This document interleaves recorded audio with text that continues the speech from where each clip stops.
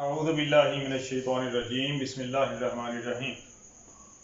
عزیز طلباء، میں آج آپ کو سورۃ الانفال کا رکوع نمبر 8 پڑھانے لگا ہوں۔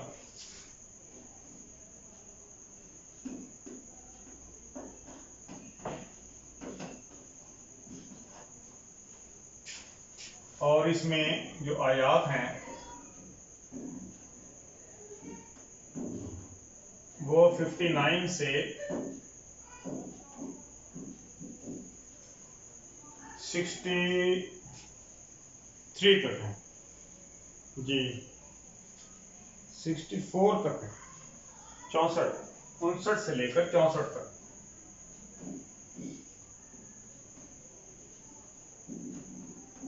اعوذ باللہ من الشیطان الرجیم بسم اللہ الرحمن الرحیم۔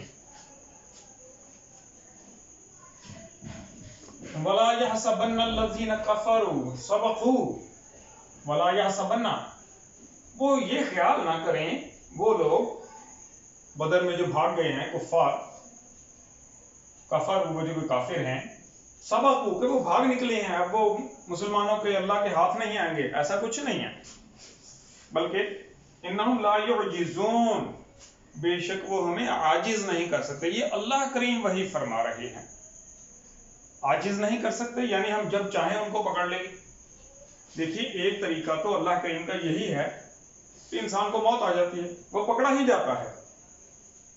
اصل میں موت سے انسان مرتا نہیں، پکڑا جاتا ہے، کیونکہ زندگی ختم تو ہوتی نہیں، اس کے بعد بھی چلتی ہے اور اپنے ہر عمل کا جواب دینا پڑتا ہے۔ تو وہ سمجھتے تھے ہم بھاگ نکلے، اللہ فرماتا ہے انہم لا یعجزون، وہ ہمیں عاجز نہیں کر سکتے کہ وہ ہمارے ہاتھ نہیں آئیں گے، ہم جب چاہیں گے پکڑ لیں گے۔ وَأَعِدُّوا، اور تیاری کر کے رکھو، یہ مسلمانوں کو حکم دیا جا رہا ہے۔ لَهُمْ مَا اسْتَطَعْتُمْ، جو تم میں استطاعت ہو اس کے مطابق تیاری کر کے رکھو، من قوتٍ، قوت کے لحاظ سے مستعد رہو، ومن رباط الخیل، اور تیار گھوڑوں کے لحاظ سے بہترین سے بہترین اسلحہ، گھوڑے، تلواریں، تیاری مکمل کر کے رکھو، کسی وقت بھی اسلام کو ضرورت پڑ سکتی ہے۔ تو یہ حکم مسلمانوں کو دیا گیا ہے کہ اپنی تیاری ہمیشہ مکمل رکھو، جہاں تک ممکن ہو، مستطعتم، جہاں تک تم استطاعت رکھتے ہو۔ تمہارے پاس ایک لاٹھی رکھنے کی استطاعت ہے، اس سے زیادہ کے پیسے بھی نہیں ہیں، تو لاٹھی ضرور اپنے پاس رکھو احتیاط کے لیے۔ اور یہ کیوں کرنا ہے؟ ایک تو قوت تمہارے پاس رہے، اور میرے بات الخیل، اور تیار گھوڑے جنگ میں دوڑانے کے لیے۔ ترہبون بہ، اس سے دشمنوں پر ہیبت بیٹھی رہے، ان کو پتا ہو مسلمان تیار ہیں، ہم نے کچھ بھی کیا جواب میں ہمارے نقصان ہوگا۔ ترہبون بہ عدو اللہ و عدوکم، وہ جو اللہ کے دشمن ہیں اور وہ تمہارے دشمن ہیں، ان پر ہیبت بیٹھی رہے، ان پر ڈر بیٹھ جائے، ان کے دلوں میں رعب بیٹھ جائے۔ وآخرین من دونہم، اور ایسے لوگ ہیں جو ان کے پیچھے ہیں، یعنی کہ کفار کی مدد کے لیے مدینے کے یہودی بھی کچھ کوشش کر رہے تھے، ان کا تذکرہ ہے، ان کے پیچھے دوسرے کام کرنے والے، دوسرے لوگ، مدد کرنے والے لوگ۔ لا تعلمونہم، تم علم نہیں رکھتے، ہم ان کے بارے میں، انہیں تم نہیں جانتے۔ اللہ یعلمہم، اللہ ان کے بارے میں جانتا ہے، وہ صرف تمہیں آگاہ کر رہا ہے کہ تم نے کیا کرنا ہے، تیاری مکمل رکھنی ہے تاکہ تمہارے دشمن اور اللہ کے دشمنوں پر ہیبت بیٹھی رہے، رعب پڑا رہے، اس لیے ان دشمنوں پر اور جو ان کے پیچھے، آخرین من دونہم، ان کے پیچھے سپورٹرز، تم انہیں جانتے ہی نہیں۔ لا تعلمونہم اللہ یعلمہم، اللہ جانتا ہے، اس لیے تمہیں پہلے سے بندوبست کا طریقہ بتا رہا ہے۔ وما تنفقوا من شیء فی سبیل اللہ، اللہ کے راستے میں، فی سبیل اللہ، من شیء، کوئی چیز، تنفقوا، جب تم خرچ کرو گے، یوفا الیکم، وہ تمہیں پورا پورا لوٹا دیا جائے گا۔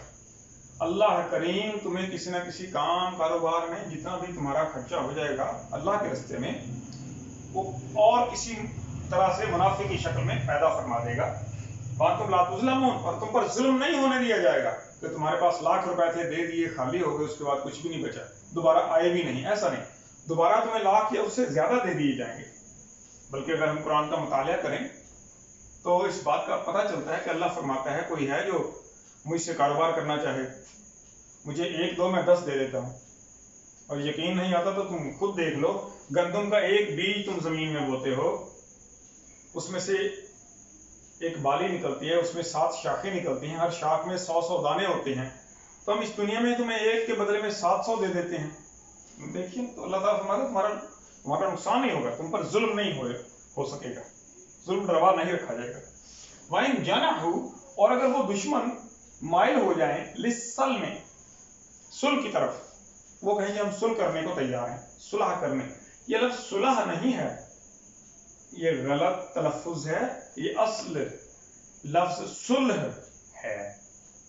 اگر وہ صلح کی طرف مائل ہو جائیں فَاجْنَحْ لَهَا، پس تم بھی اس کی طرف مائل ہو جاؤ۔ ہاں، صلح اگر کوئی کرتا ہو تو صلح کر کے جنگ کی منوبت نہ آنے دو، یہ اللہ کو زیادہ پسند ہے کہ دشمنوں کا بھی خون نہ بہے۔ اگر وہ بات سمجھ لیتے ہیں اور قبول کر لیتے ہیں تو بہت اچھا ہے۔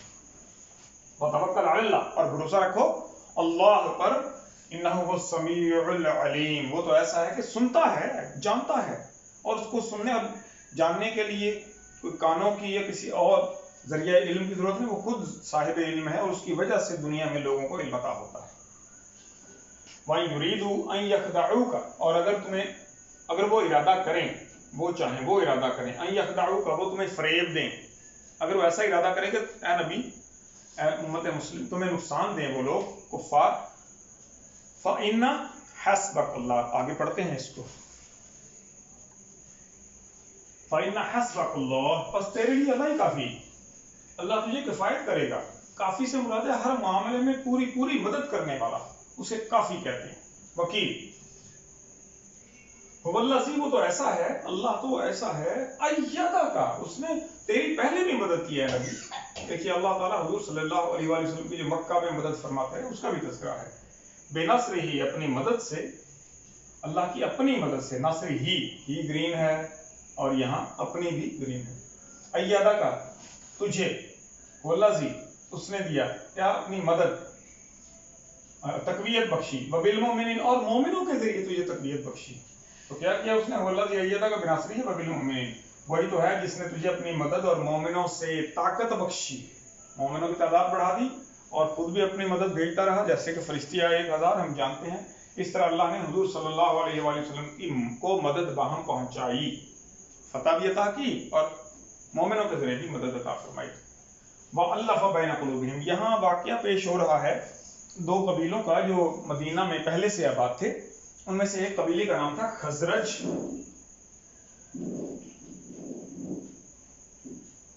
اور دوسرے قبیلے کا نام تھا اوس، اور یہ دونوں قبیلے ایک دوسرے کے جانی دشمن تھے، مدینے میں آباد تھے، لیکن بیت اللہ کا حج کرتے تھے۔ تو جب 11ویں سال ایک قبیلہ آیا، 12ویں سال ایک قبیلہ آیا غالباً خزرج، تو حضور نے جب وہ حج کر چکے، حضور صلی اللہ علیہ وآلہ وسلم نے ان سے گفتگو کی کہ اگر میں تمہیں اس حج سے بھی کوئی بڑی عبادت بتاؤں تو تم کیا کرو گے؟ وہ کہنے لگے ضرور بتائیں، ہم کرنا چاہیں گے۔ تو حضور صلی اللہ علیہ وآلہ وسلم نے فرمایا کہ اللہ نے مجھے نبی بنا کر بھیجا ہے اور آخری دین اسلام کو پسند فرمایا ہے، اور اس کے لیے اس نے جو وحی کی ہے اس کتاب کا نام قرآن رکھا ہے، اور قرآن کی آیات ان کو سنائیں، اور وہ سن کر حیرت زدہ ہوئے کہ یہ عربی زبان میں ہے اور اتنا کمال اور بلیغ اور بہترین کلام ہے کہ ہم بولنا بھی چاہیں تو ہم سے نہیں ہو سکتا۔ تو وہ قبیلہ اسلام قبول کر گیا۔ اگلے سال دوسرا قبیلہ آیا اور اس نے بھی اسی طرح اسلام قبول کر لیا۔ تو حضور صلی اللہ علیہ وآلہ وسلم نے فرمایا کہ تمہارے درمیان جو 300-400 سال سے دشمنی تھی، آج سے وہ ختم سمجھو، کیونکہ اب تم دونوں مسلمان ہو اور مسلمان سے لڑتا نہیں ہے۔ اگر تمہارا کچھ بھی لین دین تھا، آج کے بعد تم ایک دوسرے کی کوئی چیز خراب نہیں کرو گے، نقصان نہیں دو گے، قتل و غارت نہیں کرو گے، اور ایک دوسرے سے بھائیوں کی طرح مل کر رہو گے۔ تو ان دونوں قبیلوں میں جو اللہ نے الفت پیدا فرمائی اس کا تذکرہ یہاں فرماتا ہے۔ اللہ فرماتا ہے وَأَلَّفَ بَيْنَ قُلُوبِهِمْ، اور اس نے تمہارے دلوں میں الفت پیدا کر دی۔ یہ مدینہ کے انصار کی بات ہو رہی ہے۔ انصار کے یہ 2 قبیلے تھے، خزرج اور اوس۔ لَوْ أَنفَقْتَ، اگر تم خرچ کر دیتے، مَا فِي الْأَرْضِ جَمِيعًا، زمین میں جتنا مال ہے سارے کا سارا بھی خرچ کر دیتے، مَا أَلَّفْتَ بَيْنَ قُلُوبِهِمْ، تم ان دونوں قبیلوں کے درمیان کبھی بھی الفت پیدا نہیں کر سکتے تھے۔ وَلَكِنَّ، اور لیکن، اللہ الف، اللہ نے الفت ڈال دی بینہم ان کے درمیان، ان کو بھائی بھائی بنا دیا. تو یہ خالص اللہ کی ہی حکمت ہے. انہ عزیز حکیم، بے شک بہت زبردست اور دانا ہے، اپنے حکمت سے، طاقت سے، دانائی سے وہ پر قائم کر لیتا ہے جو ممکن نظر نہیں آتے. 300-400 سال سے یہ قبیلے ایک دوسرے کی جان کے دشمن تھے. 7 آدمی انہوں نے ان کے کاٹ دی، 10 آدمی انہوں نے ان کے کاٹ دیے، 12 آدمی ان کے کاٹ دیے گئے. اس طرح یہ ہر سال چلتا رہتا تھا ان کا، اور یہ 10-20 سال کی نہیں، 300-400 سال پرانی دشمنی چلی آ رہی تھی. تو اللہ نے وہ ختم فرما دی، اس کا تذکرہ ہے.